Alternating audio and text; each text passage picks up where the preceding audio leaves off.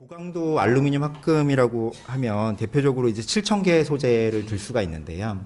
7,000개 소재 중에서도 가장 유명한 합금이 7075 합금입니다. 7075 합금은 잘 아시겠지만 그 항공용 그 항공기에 많이 사용이 되고 있는 그런 합금이고요. 이 7075 합금의 특성은 굉장히 강도가 높다. 그 다음에 열 처리를 어떻게 하냐에 따라서 SCC 특성도 그렇게 나쁘지가 않습니다. 그런데 단점이 존재를 하죠. 강도가 높다 보니까 가공이 어렵습니다. 그래서 대부분 항공용으로 7075 소재가 사용이 될 때는 대부분 다 깎아냅니다. 방산에서도 저희 국산으로 만들어지고 있는 그런 장갑차에도 7075 소재가 예전에 사용이 된 적이 있었는데요. 그 장갑차 소재 그 서스펜션의 부품 중에 하나에 알루미늄 7075가 기존에 사용이 되고 있었는데 그 부품 하나를 만들기 위해서 약 400kg 정도의 빌렛을 이제 수입을 해가지고 그 400kg를 70% 정도를 다 기계 가공으로 깎아서 형상을 만들어서 이제 장갑차에 적용을 한 케이스가 있었는데 지금은 고강도 주조제로 좀 대체가 됐습니다. 해가지고 그 단가가 개당 400만 원 정도인데 그게 장갑차에 총 8개가 들어가가지고 수천만 원 정도를 이제 그렇게 사용이 되고 있었다고 그러더라고요. 근데 저희가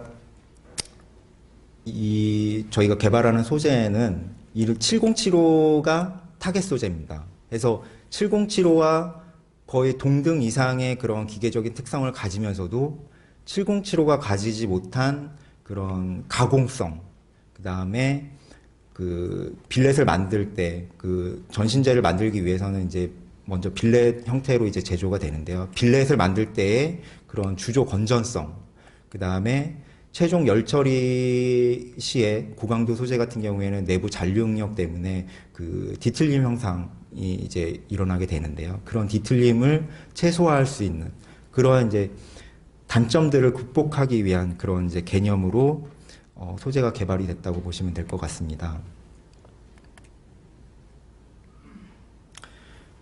그래서 저희가 타겟으로 하는 그 특성은 항복 강도가 550MPa 이상 나오고 인장 강도가 580MPa 이상, 그 다음에 연신율이 12% 이상으로서 그 기존의 7075 합금이 가지고 있는 그러니까 ASN 규격으로 7075 합금의 그 특성이 항복 강도가 503MPa입니다.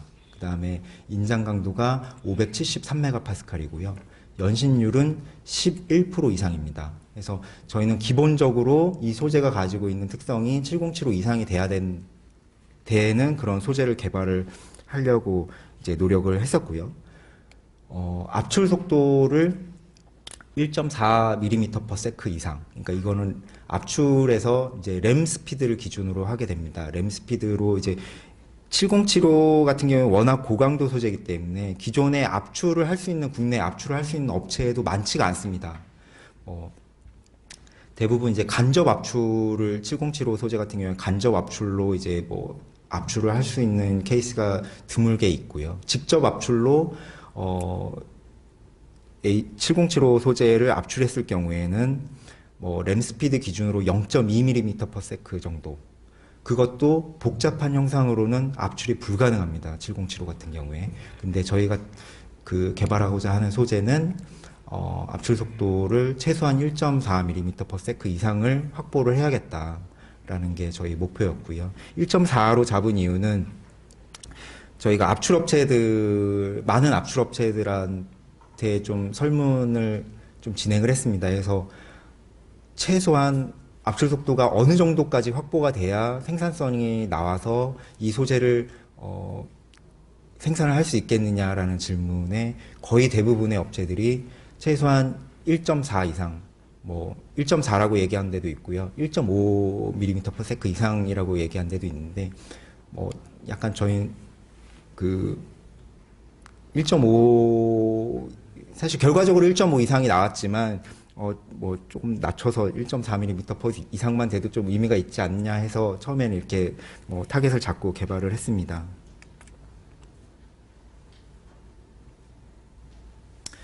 해서 먼저 개발을 진행을 하기 위해서 저희가 뭐 거의 이제 상용으로 사용이 되는 거의 대부분의 7,000개 합금에 대해서 조사를 진행을 했습니다. 그래서 뭐 어떤 것들이 압출성에 영향을 미치는지, 어떤 원소가 강도에 영향을 미치는지에 대한 분석들을 진행을 했었고요. 그래서 사실 압출성에 가장 큰 영향을 미치는 것들을 저희가 분석을 해봤더니 이 소재가 갖는 쉐어 모듈러스 값입니다.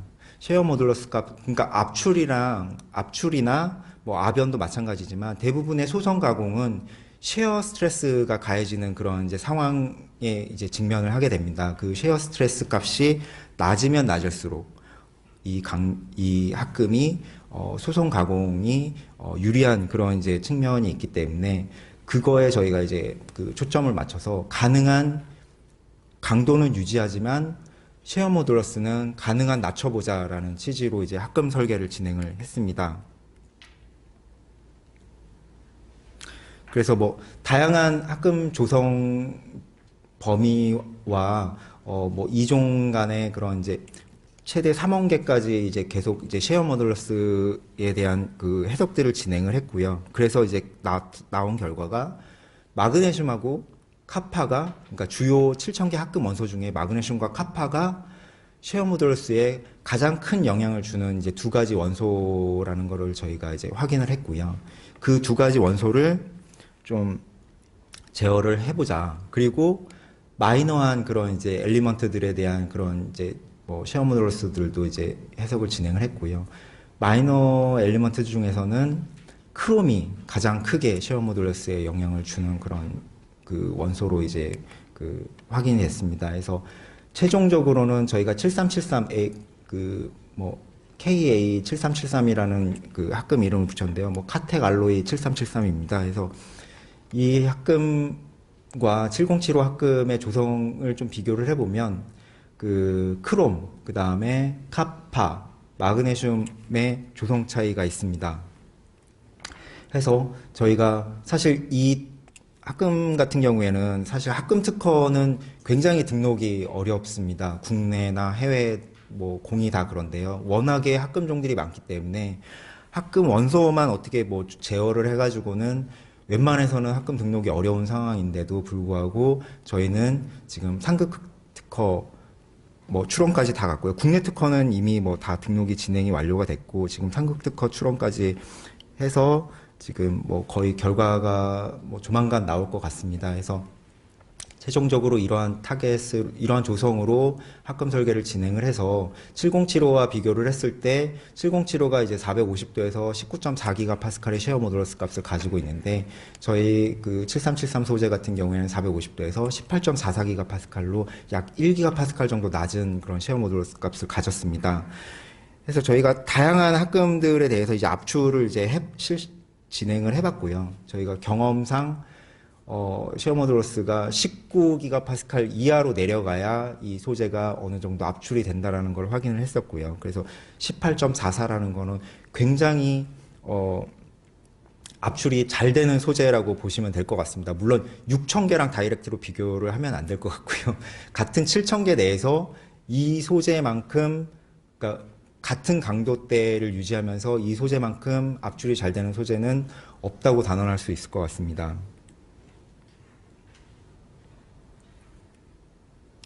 그래서 뭐 합금 설계들을 진행한 그런 결과들이고요.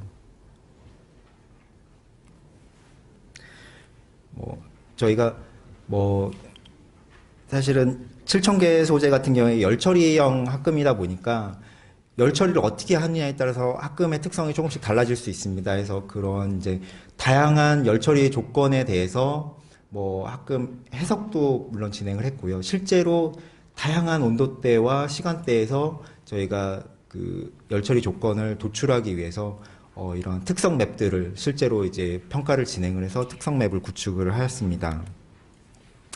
그리고 저희가 사실 랩 스케일에서만 뭐 강도를 높이거나 압출 속도를 높이는 거는 얼마든지 뭐 가능하다고 생각을 하실 수도 있을 것 같아서 저희가 일반적으로 압출 업체가 가장 많이 가지고 있는 7인치 압출을 진행을 하기 위해서 7인치 빌렛을 보시는 바와 같이 외부 업체를 통해서 이제 저희 조성을 가지고 제조를 진행을 했고요.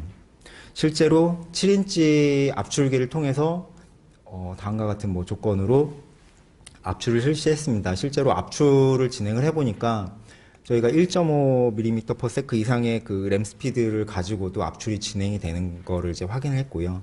최대 2mm까지도 저희가 그 압출을 진행을 했습니다. 그래서 뭐 다양한 형상으로 압출을 진행을 해봤고, 실제 이 조건 같은 경우에는 저희가 특성 평가를 위해서 봉상으로만 진행을 한 케이스입니다. 해가지고 봉상으로 이제 압출을 진행해서 T6 열 처리를 다음과 같은 조건으로 했고, 그때 나온 결과가 보시는 바와 같습니다. 그래서 평균 항복 강도가 560MPa대고요. 인장 강도가 600을 조금 못 미치는 599 정도가 나왔습니다. 그 다음에 연신율은 뭐 7,000개 소재의 연신율은 뭐 사실 다 아시다시피 그렇게 좋지가 않습니다. 15% 나오는 소재는 거의 없다고 보시면 될 것 같고요.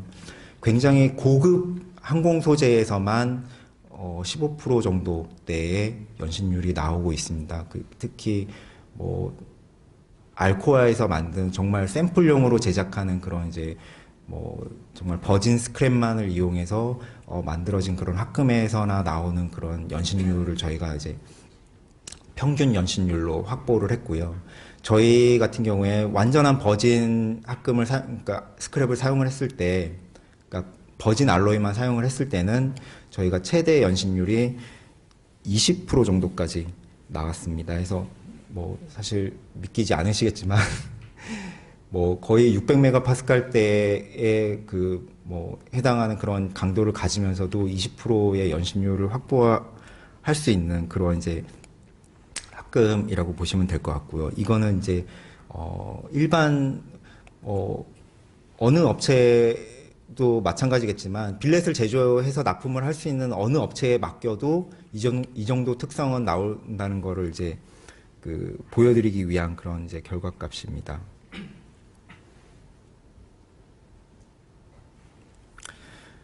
그다음에 요즘은 이제 업체들에서 이제 단순히 강도만 뭐 평가한 결과만 요청하시지는 않더라고요. 뭐 SCC라든가 뭐 파괴인성 같은 그런 값들을 많이 요청을 하셔서 저희가 이제 파괴인성도 평가를 해봤습니다. 그래서 파괴인성 같은 경우에는 그 7075 이것도 국내 모 업체에서 이제 압출을 해서 이제 봉상이나 각형으로 압출을 해서 이제 납품을 하는 그런 이제 제품을 저희가 구매를 해서 평가를 진행을 했었습니다. 그래서 그 평균 파괴 인성 값이 33.6 정도가 나오는데요.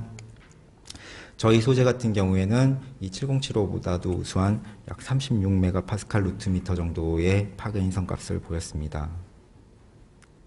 그래서 사실 파괴인성이라고 해서 그냥 값만 딸랑 보여주면 요즘 또 안 믿으시더라고요. 그래서 저희가 이제 그 ASTM 그 2399 그 표준 그 절차에 따라서 저희가 어떤 식으로 뭐 값이 나왔고 그게 이제 그 조건에 해당하는지에 대해서 이렇게 다 일일이 따져서 모든 조건을 다 만족을 했고, 그때 이제 K1C 값이 이 정도 나온다라는 거를 이제 확인을 한 그런 결과가 되겠습니다. 이거는 지금 대표적으로 이제 7075에 대한 그런 결과 값이고요.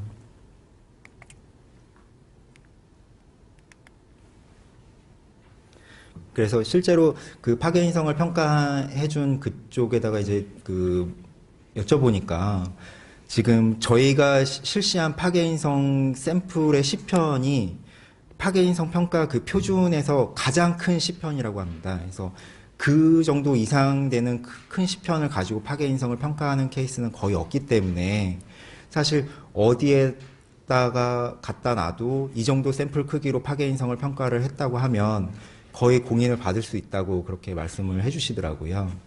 네. 그 다음에 저희가 아노다이징 특성을 좀 봤습니다. 그래서 뭐 다양한 색깔로 아노다이징을 처리를 해봤고요. 뭐 경질도 해봤고 연질도 해봤고 색깔도 바꿔가면서 이렇게 진행을 했었습니다. 그리고 처음에 말씀드렸던 열 처리에 의한 그런 이제 뒤틀림 같은 것들을 평가하기 위해서 그 4T의 약 200mm 정도 길이의 그런 이제 그 전신제 소재를 가지고 열 처리를 앞서 보여드렸던 이제 465도에서 2시간 용치화 처리를 하고, 130도에서 24시간 이제 T6 에이징 열 처리를 한 후에, 열 처리가 의한 그런 변형이 얼만큼 일어났는지에 대한 그런 평가를 진행을 했고요. 사실,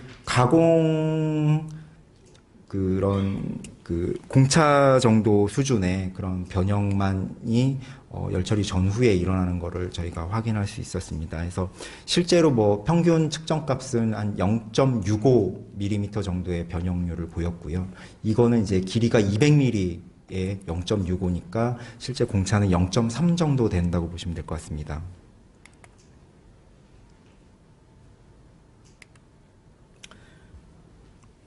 그래서 실제로 저희가 7인치를 가지고 이제 압출을 했을 때, 기존 7075 합금을 0.5mm/s 이상으로 이제 압출을 했을 때, 보시는 바와 같이 이제 표면이 이렇게 터져나가는 형상으로 압출이 됩니다. 그래서 실제로 압출을 못한다기보다는 이러한 이제 제한들 때문에 실제 적정한 조건은 0.2 정도, 아주 잘 압출을 한다는 업체에서 0.4 정도까지 압출을 하고 있는데, 저희 소재 같은 경우에는 1.7mm/s인데 압출비를 80대 1로 저희가 좀 가혹하게 해봤습니다.